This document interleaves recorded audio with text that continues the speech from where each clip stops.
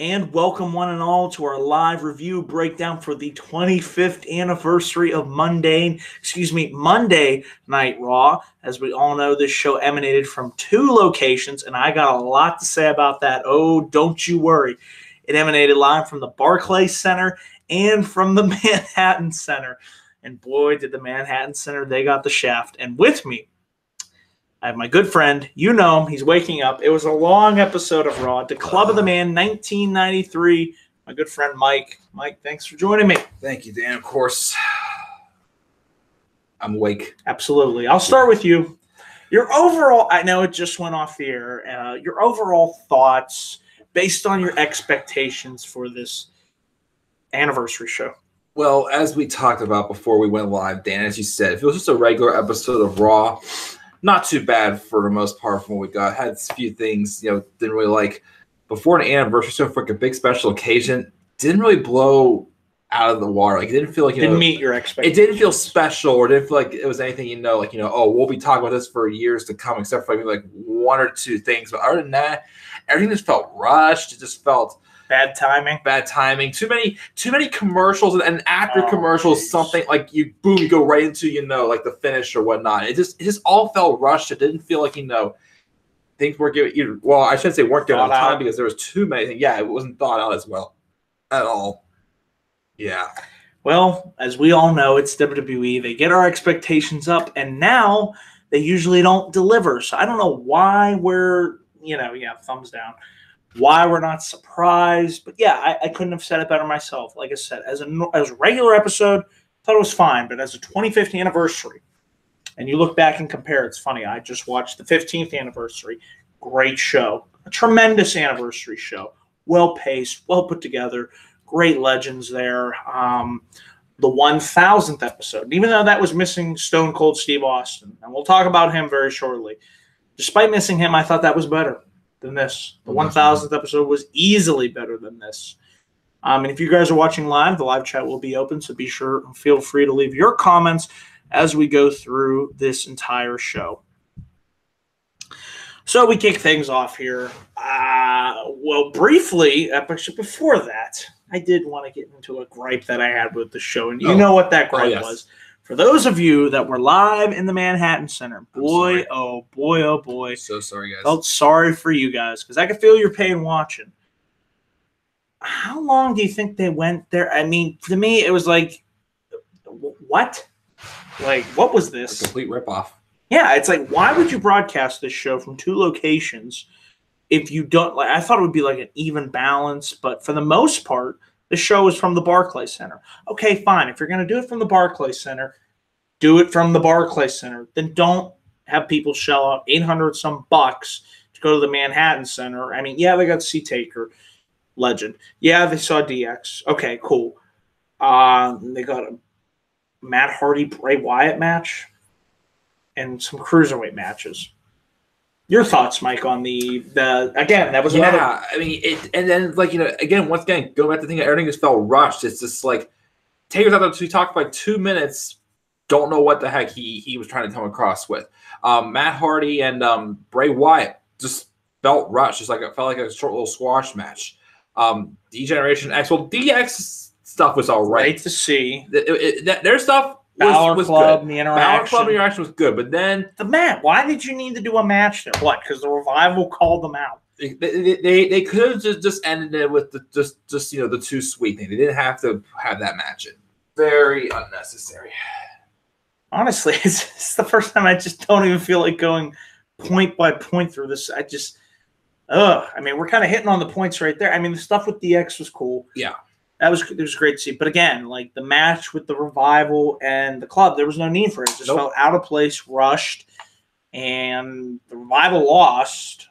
You knew that was going to happen. It was a quick match. Oh, very quick. Magic Killer, boom, and then, DX lays him out. Okay. Mm-hmm. Disappointing to see. Well, I mean, at least Balor got the rub. You could tell Triple H was trying to put him over there. Yeah. Because, the way he's been booked lately. So that was a positive to take out of that. Kind of just jumping all over the place here. There's no real order.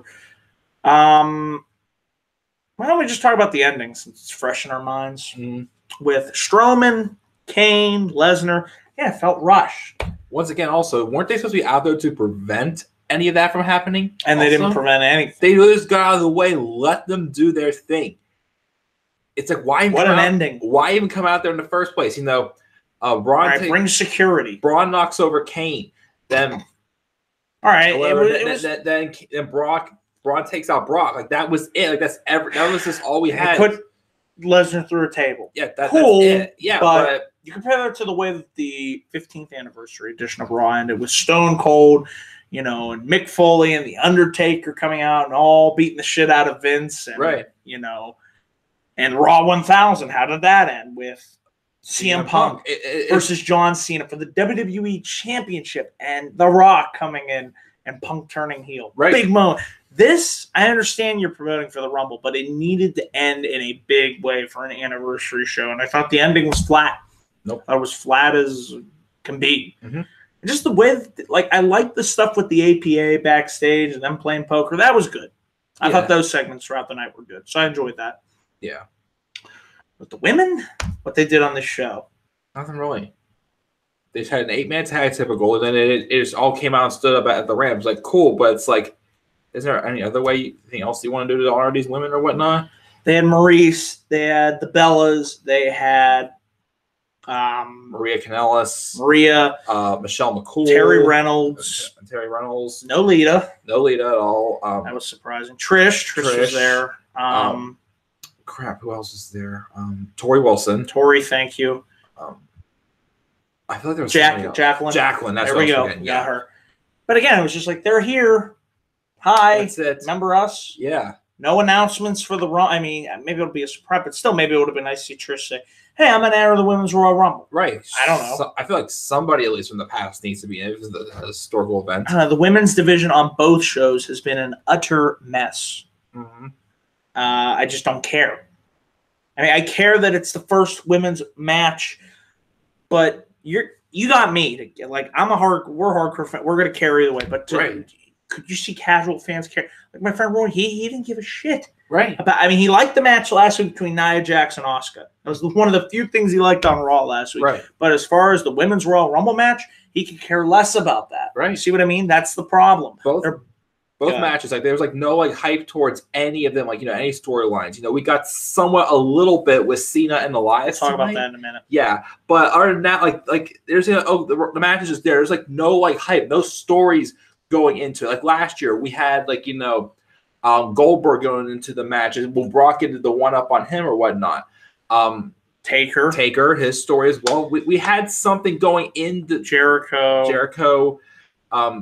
To become the 61-minute man, if you remember that, or like usually they'll have like a meeting behind who's going to be entering number one. Like there's something. There's nothing into like the bill for this Rumble. I mean, I'm just banking on it because it's the Royal Rumble. I've been able to get myself hyped by watching old Royal Rumbles as you have. Yes. That to me is giving me more hype than the actual build itself, right? Which says a lot. But speaking of Cena and Elias, we'll get to them in a minute.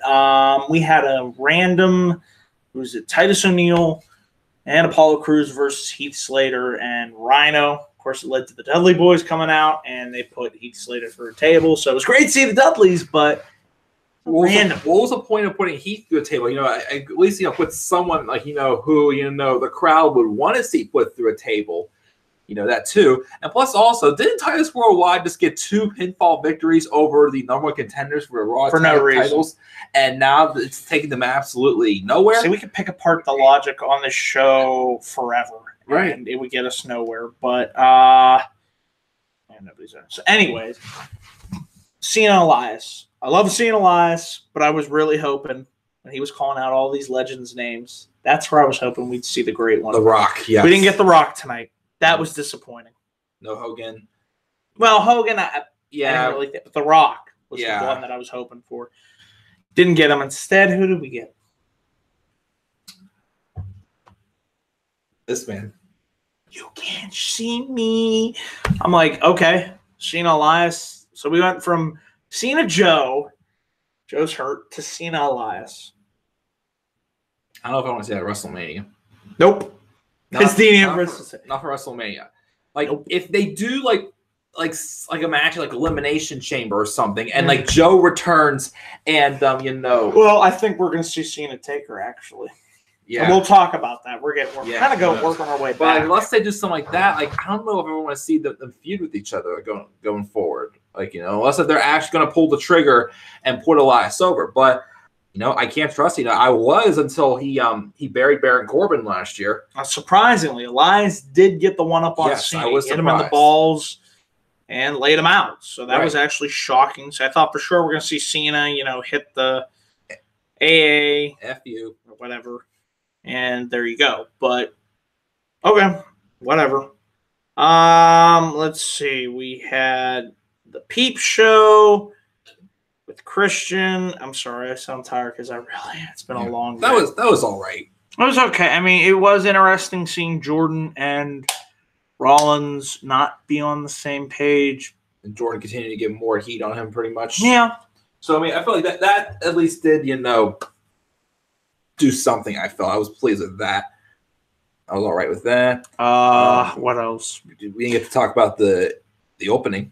We're getting. I'm going backwards at this point. The Intercontinental Championship match. Good match. I like that. Easily match, yes. The best match on this show. No doubt about it. Roman Reigns, Miz. Miz wins his whatever number. 8th. Thank you. 8th Intercontinental Championship. He won his first on Raw, 1,000. So ironically enough, here we are. X number of years later, 6 years later. Of course, the turnbuckle came into play when, Roman was distracted by Miz Taraj, who were, of course, ejected by the referee. That's where the Miz. Mm-hmm. Roman got his head rammed right into the turnbuckle. That's where Miz hit the skull-crushing finale. On to Roman Reigns. Wins the Intercontinental Championship. I felt the right move. Roman doesn't need it now. He didn't really need it to begin with, but I was okay with his IC title run. I enjoyed it, yes. Your thoughts on the match? Miz winning. I kept saying, I thought it was going to be, with the storyline from a few weeks ago where we're in that tag match with the Balor Club. I thought that Jason Jordan was going to cause, something to, distract Reigns, and he was going to lose to Miz that way based on what we got teased from a few weeks ago. However, though, with the way they did it, I think it was even better for the Miz because it made Miz look like, play some pretty smart psychology on Roman Reigns. He didn't always need, the Miz Taraj just, be like, he was actually like sucker found a way. Right. He found a way on his own to win this match. Even though he cheated. He cheated, yes, but it was still, and it was all in his own hands. It's not like he needed somebody else to do it for him pretty much. So I thought in some ways it made Miz look even stronger coming out of this match. So I was really happy to see. Good match. Yes. Easily the best match on the show. Now before this, once again, they just trotted out general managers William Regal, John Laurinaitis, Eric Bischoff, and Daniel Bryan. Once again, they just trotted them out. It's like, here they are. That's it. Okay. No fun segment backstage or whatever. Okay. We had the APA. Like I said, throughout the night, they were playing poker with Heath Slater and Rhino. The $1 Million Man was back there. Who we have? The Usos, the New Day. MVP was there. Thank you. Titus Worldwide. I think I covered everybody. I think that's it. New Day was back there for a while, and Natalia. I like those skits. We also had Mark Henry on The Godfather. Yeah. That was a fun little segment with him being married. Then we talk about The Undertaker, who appeared in the Manhattan Center. He said for 25 years he has taken legends off their pedestals and were buried. Stone Cold, Mick Foley, and even his own brother Kane have all answered to the Reaper. On this sacred ground, Undertaker declared that it is time for everyone who has laid to waste to rest in peace. What does that mean? Exactly. I don't know what that means. I thought he was gonna hang it up Hall right of Fame. there. The way it was sound, I'm like, okay. But I think we know what this means. He's probably going to have one more match. But to me, how do you follow up from what happened last year? So we're never going to believe him when he actually retires. That's the problem. When it actually comes, it's going to be like, no. Because last year, thank you, Taker. They sold the shirts. I was crying. It's right. Okay. So. Yeah. Don't know what to expect next, honestly. I just like, okay, I expected more. Right. Like I said, it just kind of felt it was just rushed. Just nothing came through. It just didn't. All right. Yeah. Kurt Angle was backstage. Coach came in. We had Harvey Wimpleman, the Brooklyn Brawler, Teddy Long, Brother Love, the Boogeyman, eating worms. Eater of worms. Eater of worms. And then the best part. Let's end with the best part. Yes, let's do that. So we had Stephanie, we had Shane, and Vince welcoming us to Monday Night Raw, and they gave Vince a plaque for 25 years putting on Raw. Boy, they should have given him something else after this episode tonight. Yes. But, of course, we all know where this goes. Vince is saying he pretty much shit on the Brooklyn crowd. Vince was healing it up here. That was great to see. Vince still got it. And, he says there's one person in the whole world to thank for this, and that is, of course, it's McMahon. And then when that glass broke, you can see it on my live reactions. Cheap plug here on youtube.com/DanielGuys412. When Stone Cold Steve Austin returned, it was easily the best part on this show. It was unreal. When that glass hits, you knew shit gonna go down. How some things don't change. I just wish, though, that he would have been a surprise, because we knew he was gonna be there. Yeah, it would have made it even better. It would have made it even better. Yeah, I'm sure our reactions would have been even twice as better as it were. Him hitting the stunner on Shane twice, and Vince twice. Vince won. Shane the way it built easily. The best thing on the show. Oh, yeah. Definitely. Anything else you want to say but just seeing Stone Cold kick ass? Or then I had to watch the night when I slept and fell. You'll see that in live reactions. Yes. That's what's great about it. It's live. Anything can happen. Oh, yeah. Wow, this review really is not as long as I thought it was going to be. I didn't think so either. There wasn't really much to really talk about. I mean, we pretty much just, Well, let's end it because I want to go to bed. Yeah. What's your grade for this show? I thought about it again. There was some stuff I liked, the stuff with Austin and Shane and Austin and the McMahons. The Peep Show was acceptable to me. But the Miz and Reigns was good. However, because of DX's stuff was good until the match happened. However, though, wasn't really as anniversary explosive. I hope so. So I think because of that, I'm gonna have to give this episode a C+. That's what I'm gonna give. That hurts because I was really I'm at the same C+. Yeah, maybe even C. Decent show, but come on. You couldn't. You just have people just. You didn't even get me excited for the Rumble. I'm sorry. Not really at all. I didn't really either, honestly, because the matches are happening. I always look forward to it every year, but who's big favorite to win? No, they never haven't teased anybody as a huge threat to win. Who are you going to go in there and say, oh, this person's a big threat to win, but I don't want him to win. But this person's a big threat to win. I do want him to win. Don't have that feeling. They've not. I still want to see Shinsuke win the Rumble, and they haven't even made him see. But they haven't built him up as right. Exactly. Who is he? Why is he here? Why is he with this company? He's a rock star. Okay, what the hell does that mean? Anyways, I don't know what that means, but I'm with you. I'm going to C+. Yep. Disappointing, though. Disappointing. And once again, this is WWE, folks. This is what they do. They can get you excited, but usually when the actual event happens, which will probably happen with the Royal Rumble, it'll probably disappoint. Mm-hmm. That's our live review for the 25th anniversary of Monday Night Raw. Please leave your comments down below as soon as this video is uploaded. Be sure to click my like and subscribe button for more video content coming soon to here at youtube.com/DanielGuys412. Be sure to check me out here on Twitter at DanielGuys412. Might get that plug in now. Whoa. As always, before Dan falls asleep. Okay. So he has a nice drive home, so have a nice day. Yep, good thing Foley didn't show up either tonight. Yeah, you can find me here on YouTube at the Club of the Man 1993. Again, video game Let's Plays, wrestling videos and whatnot. You see it all the time. Yes. You can follow me on here again, the Club of the Man 1993, and on Twitter at TheManAirboy93, and also make sure to check out this man's channel as well.